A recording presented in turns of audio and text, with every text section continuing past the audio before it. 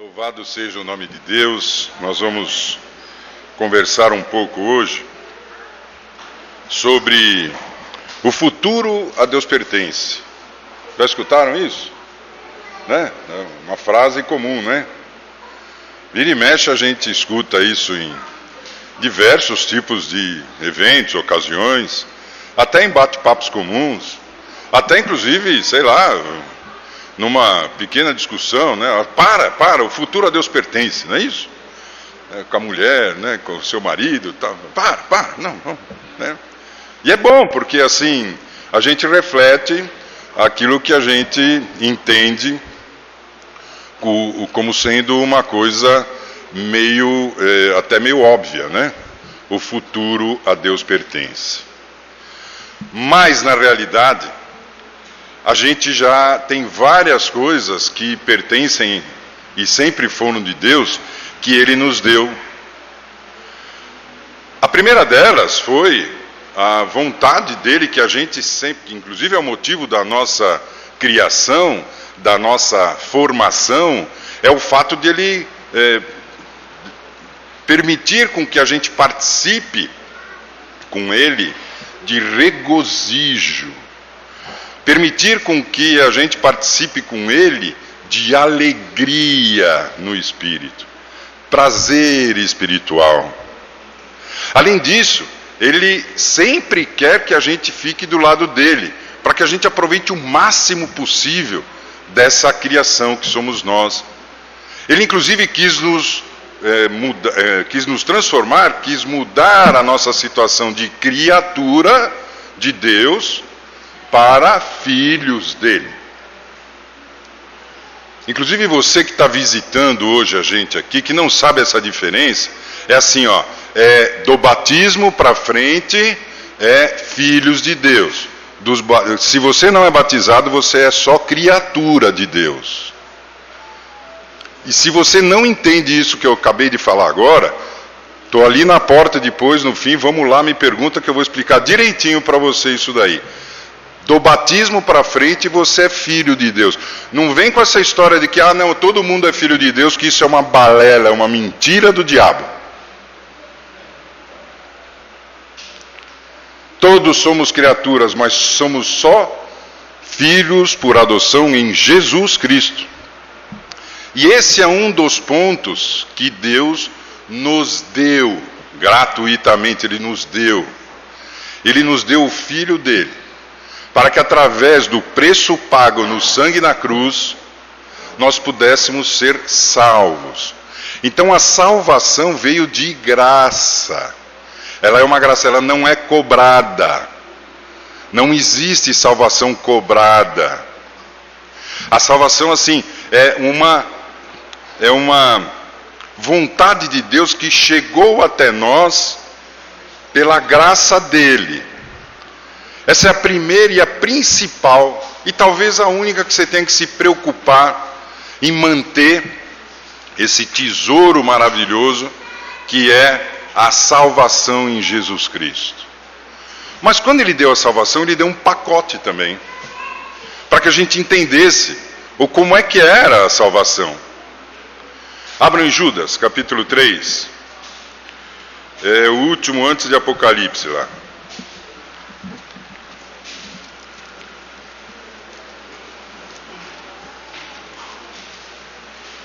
Judas, no versículo 3, desculpe, no versículo 3, é que a gente fala Judas 3, né? Então já cai automaticamente no pensamento de capítulo, mas é Judas 3, versículo 3, diz assim: Amados, embora estivesse muito ansioso por lhe escrever acerca da salvação que compartilhamos, senti que era necessário escrever-lhes insistindo que batalhassem. Preste atenção nisso agora.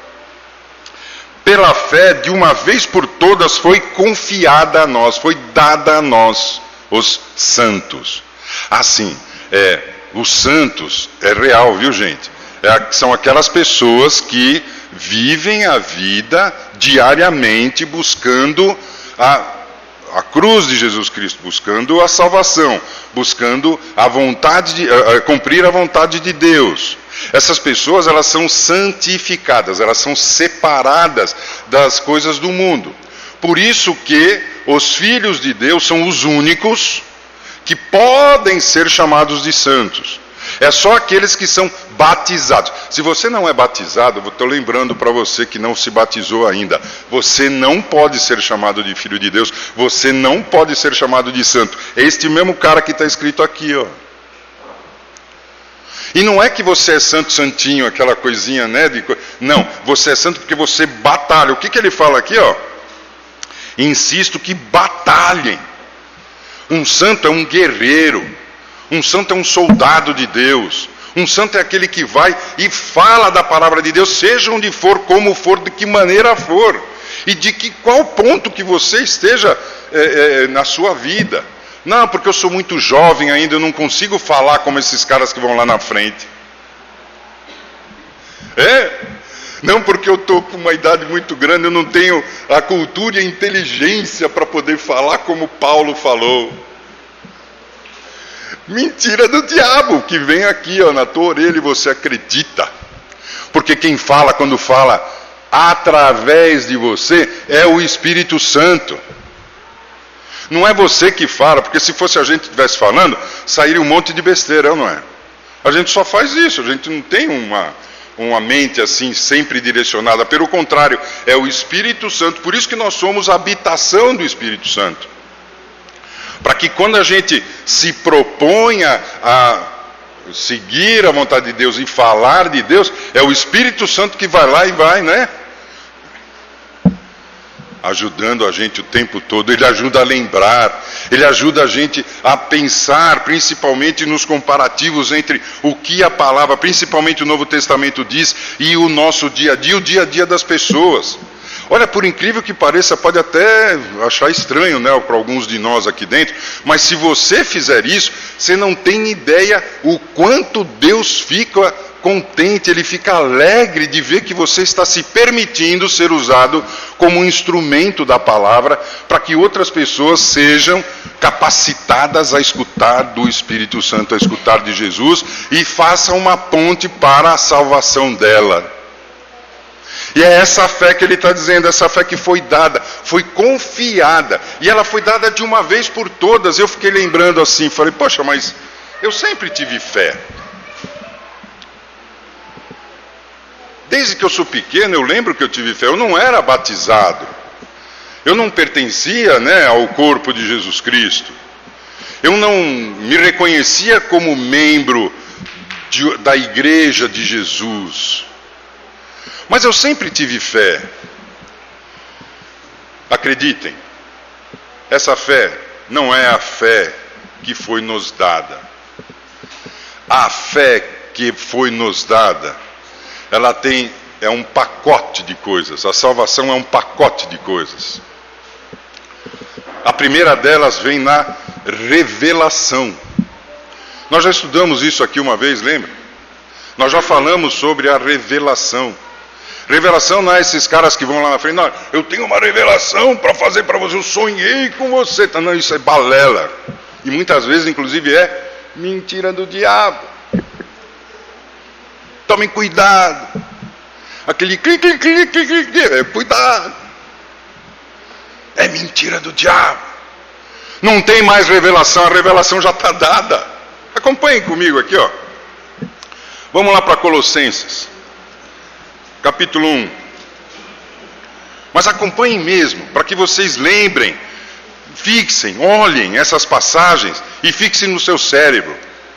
Por isso que é sempre bom ter a Bíblia com você. Olha, hoje nós temos inclusive uma tecnologia perfeita aí para poder carregar junto com a gente, né? Antigamente você tinha que usar isso daqui como desodorante, né? Hoje não precisa mais, você tem aí um negócio chamado celular, põe ali abaixo, é de graça. E aí você lê todos os dias, o tempo todo, quando você puder, e vê coisas como essa aqui em Colossenses. No capítulo 1, no versículo 26, ele diz assim, ó, o mistério que esteve oculto durante épocas e gerações, mas que agora foi manifestado, foi mostrado, foi revelado A quem? Aos santos. Isto é, aqueles que entenderam quem é Jesus Cristo, foram atrás da vontade de Deus, se batizaram. Não esqueçam desse ponto, viu, de mudança na sua vida, tá? Se batiza, por quê? Porque é nesse ponto onde inicia efetivamente a sua participação no reino de Deus. E aí você pode se tornar o que ele diz aí? Um santo. Olha lá em Gálatas, no capítulo 1. Olhe lá em Gálatas, no capítulo 1, no versículo 11, diz assim: irmãos, quero que saibam que o evangelho por mim anunciado não é de origem humana, não é aquela fé das coisas de homens, né? Não o recebi, não me foi dado, eu não comprei para receber, só que ele recebeu porque foi dado, de pessoa alguma, nem me foi a ele ensinado, ao contrário, eu recebi diretamente de Jesus Cristo por, o que está escrito aí? Revelação. O único que pode revelar as coisas na nossa vida, quem que é? Jesus Cristo. E onde é que ele revela? Está aqui, ó, na nossa frente. Não vem com esse papo de que sabe, olha, aquele cara é um pastor de primeira, ele vem e revela as coisas. Para com isso, gente. E tal. É pipi do demônio. Tomem cuidado. Tomem cuidado. Dá uma olhadinha em Romanos, capítulo 16. Romanos, capítulo 16.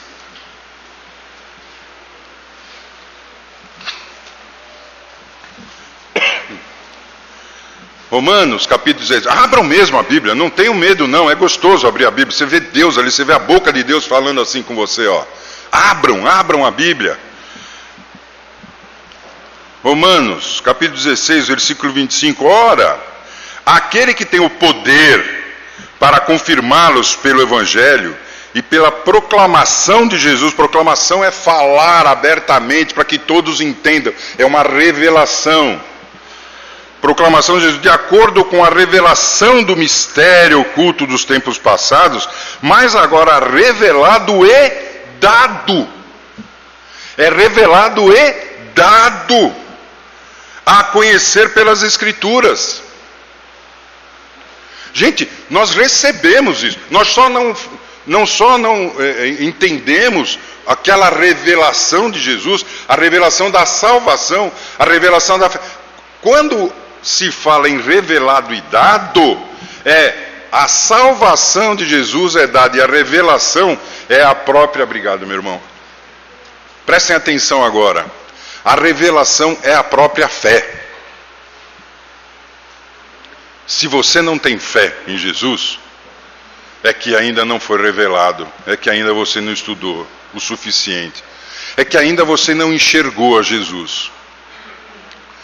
Fé é igual a revelação. E ela é dada como é o entendimento da salvação. Veja, se você não entende o que é todo o evangelho de Jesus, toda a vida de Jesus, e aquilo que ele fez para que nós sejamos salvos, para que nós obtenhamos a graça, então como é que você pode afirmar que você tem fé? A revelação é a base da fé.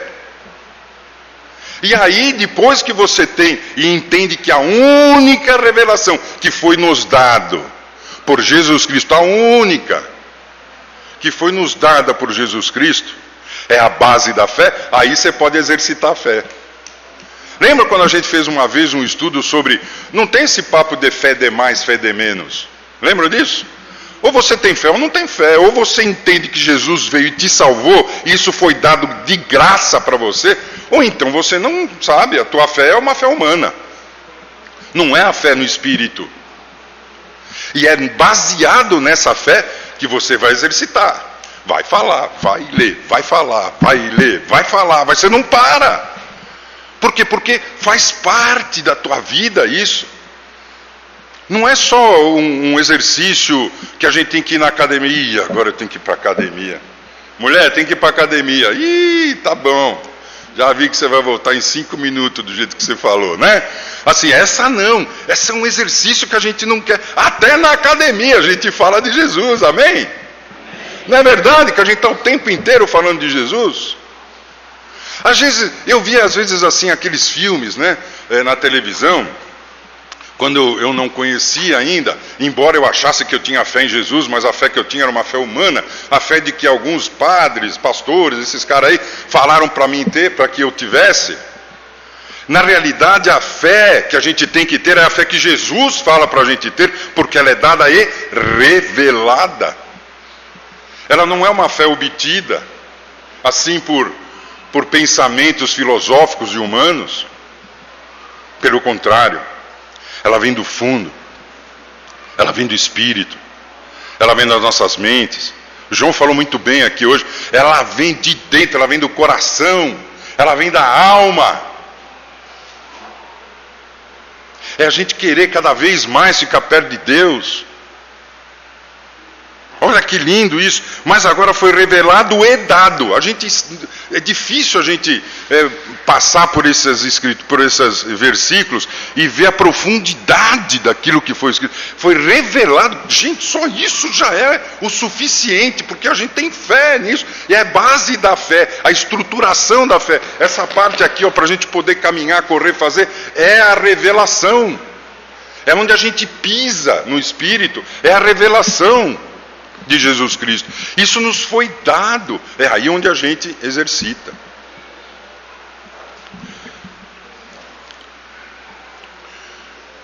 Foi dado também o local onde nós vamos, né? Efésios, capítulo 1.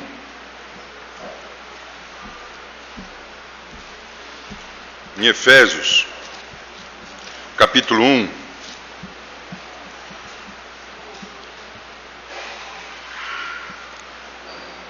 Efésios capítulo 1, versículo 5, nós já também estudamos isso aqui, lembra? Ele fala assim, em amor, nos predestinou. Ele já deu um destino, né? Ele nos predestinou para sermos adotados como filhos, por meio de Jesus Cristo, conforme a boa vontade, o bom propósito, o propósito de vida e da sua vontade, para louvor da sua glória, graça, a qual nos deu gratuitamente. Você está acompanhando isso aí nessa sua leitura? Ele nos deu gratuitamente. O que foi dado? O nosso destino, o predestino. Olha, gente, isso não tem nada a ver com livre-arbítrio. Por sinal, deixa eu fazer uma parte aqui sobre livre-arbítrio. Livre-arbítrio é você escolher, não é isso? Quando a gente fala, livre-arbítrio, eu posso escolher, não é isso? Não é. Arbítrio, quem que arbitra? Quem que vai no jogo de futebol lá e faz? O juiz, ele apita, ele é um árbitro. Ele pré-visualiza a condição que aconteceu. Ele pode julgar, pode discernir sobre quem está certo e quem está errado, para depois ele escolher se vai dar a falta ou não. Então o livre-arbítrio é livre pensamento de discernimento, para que depois você possa tomar a sua decisão de escolha. O pessoal pega a Bíblia e fala, não, porque Deus falou que você tem livre-arbítrio. Então posso escolher o que eu quero. Tudo posso, né? Aquela história do tudo posso. Não, gente, não caiam no engodo do diabo. Livre-arbítrio é livre pensamento do discernimento. E a gente só consegue ter um discernimento que é certo. Eu sou o caminho, predestino, a verdade. Aí está o arbítrio. E a vida, que é a salvação. É aí onde está o arbítrio. Quando você entende que a verdade está em Jesus Cristo, você já tem toda a base de discernimento para poder escolher depois. O arbítrio é a parte antecessora da decisão de escolha. Você não tem como escolher se você não tem ponto de comparação. Estão entendendo isso? Arbítrio é poder de discernimento. Por isso que o entendimento da palavra é tão forte, é tão necessário. E foi nos dado. Nós já sabemos onde nós vamos. Nós já temos um destino. Eu sou o caminho, a verdade e a vida. Jesus fala, pode ficar tranquilo porque meu Pai está preparando muitas moradas. Gente, eu não sei se vai ser uma casinha bonitinha com garagem do carro e tal, né, no fundo. E sabe, uma oficina para a gente fazer os reparos lá da casa. Não sei se a casinha vai ser assim lá. Mas eu sei que vai ter morada para cada um de nós, amém? Porque isso daí é uma promessa de Jesus, é uma promessa de Deus, e Deus é fiel. Portanto, saibam, você vai ter onde morar depois que você morrer. Que legal! E sem pagar porque foi dado. Não tem aluguel, não tem condomínio, olha que maravilha! Não tem pedágio, nada. Veja, a salvação é realmente... Acho que é a fumaça aí, ainda bem que você pegou essa água. A salvação, ela já é desfrutada por cada um de nós aqui no presente. E sabe outra coisa que foi nos dada também? Dê uma olhada aí em 1 Coríntios. 1 Coríntios, volta um pouco ali que a gente estava lendo. 1 Coríntios, capítulo 3.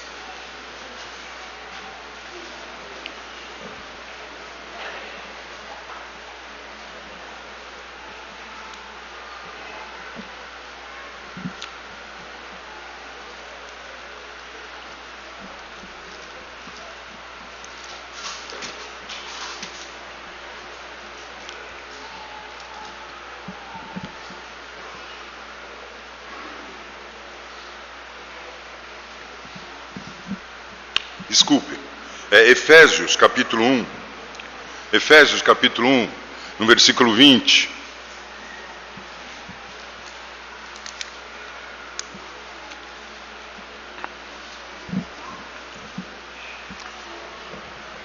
Efésios capítulo 1, no versículo 20 diz assim, esse poder, ele exerceu em Cristo, ressuscitando dos mortos e fazendo-o assentar-se à direita nas regiões celestiais, muito acima de todo governo e autoridade, poder e domínio, de todo nome que se possa mencionar, não apenas nesta era, mas também na que há de vir. Essa condição de salvação nossa, é essa onde Jesus Cristo já é o Rei. Não é só no futuro, quando a gente morrer, que a gente vai ter a salvação. Não, é nesta era, é atual. Nós vivenciamos, nesse momento, a salvação. Bom, eu vou repetir. A não ser que você não seja batizado. Se você não for batizado, depois você me procura lá no canto. Você pode escolher aquele canto ou aquele canto. O ringue é seu.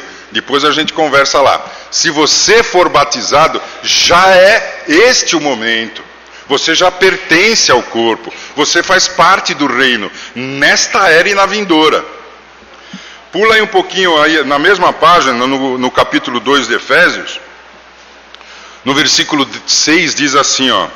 Deus nos ressuscitou com Cristo. Essa é a história do batismo aqui, ó, tá vendo? Deus nos ressuscitou com Cristo e com Ele fez assentar nos lugares celestiais em Cristo Jesus, para mostrar nas eras que hão de vir a incomparável riqueza de sua graça, demonstrada em sua bondade para convosco em Cristo Jesus.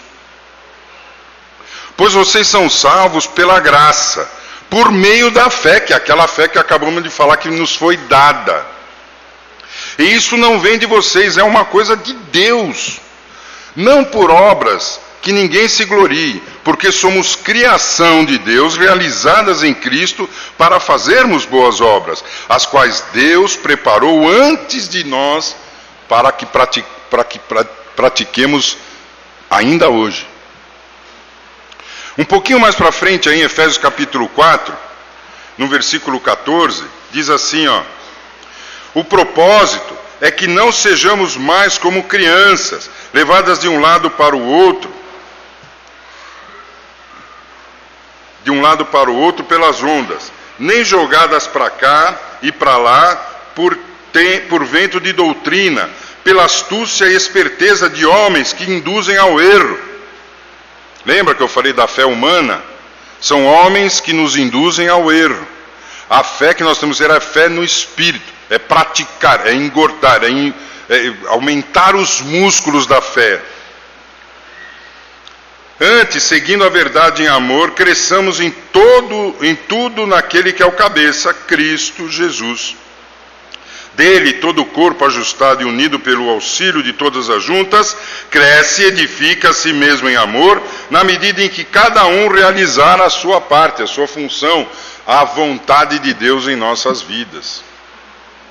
Agora sim, nós vamos lá para 1 Coríntios. No capítulo 3,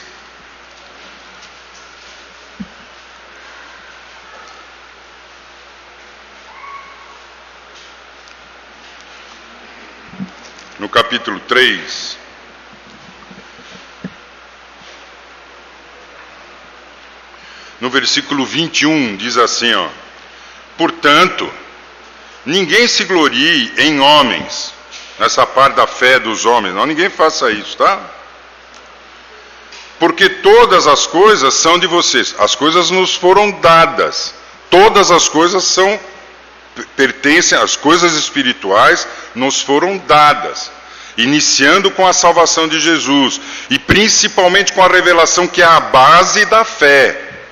Sem entendimento do que é a revelação em Jesus Cristo, que não é essas coisas de homens por aí não, é a revelação do Espírito, é a revelação na Bíblia, é a base da fé.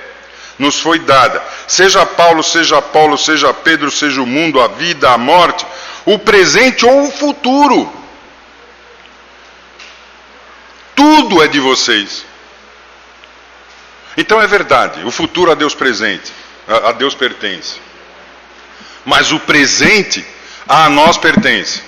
E o futuro também pela palavra de Deus nos pertence, desde que nós saibamos quem é Jesus, o porquê que nós fazemos isso, por que se batizar e como viver a vida pela fé. Pela fé que nos foi revelada, que nos foi dada. Último, Mateus, capítulo 28.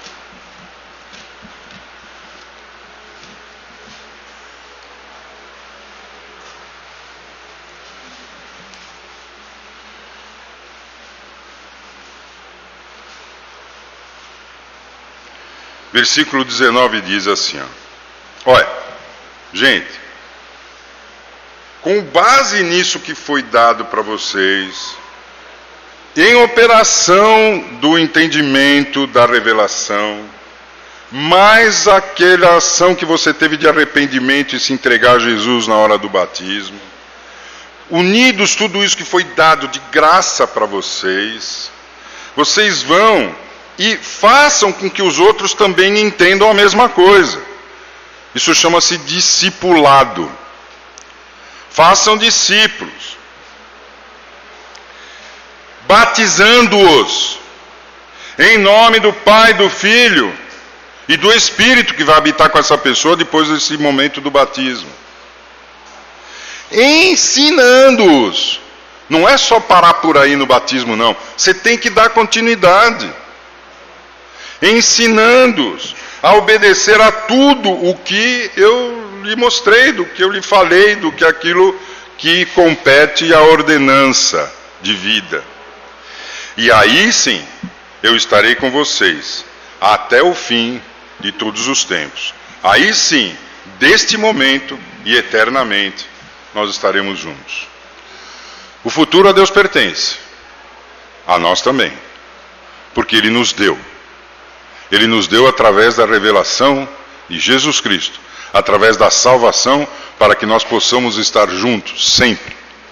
Como nós estamos aqui, hoje e agora, presentes. Vamos ficar de pé e vamos agradecer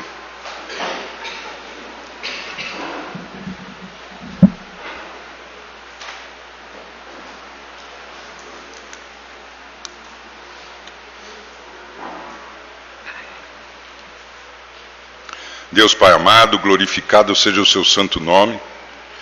Lhe agradecemos tanto, Senhor meu Pai, por tantas coisas.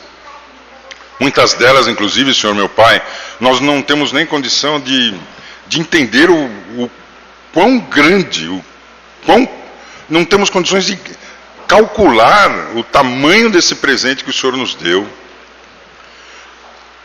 Mas a nossa vontade nesse momento, Pai, não é só de agradecer, mas pedir para o Senhor que o Senhor tenha misericórdia de cada um de nós.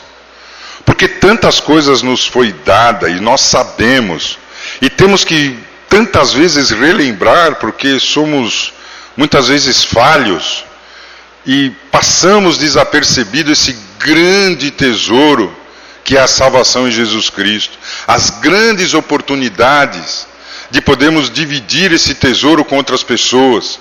Que o Senhor nos perdoe por essas falhas, Pai.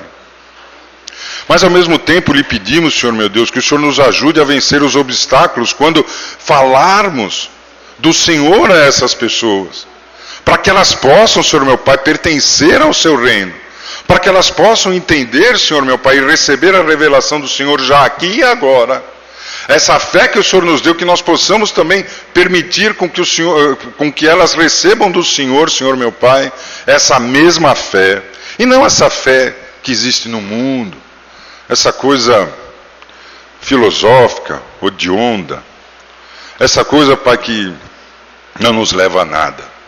É a fé no Senhor. É a fé na salvação, é a fé no teu reino, é a fé na vontade de seguir o Senhor, de louvar ao Senhor, de glorificar o Senhor, de agradecer ao Senhor por tudo, que faz com que nós suplantemos todos esses momentos. Então, portanto, Pai, tenha misericórdia de cada um de nós, nos ajude, faça com que a nossa fé cresça cada vez mais, Senhor meu Pai, porque queremos praticá-la.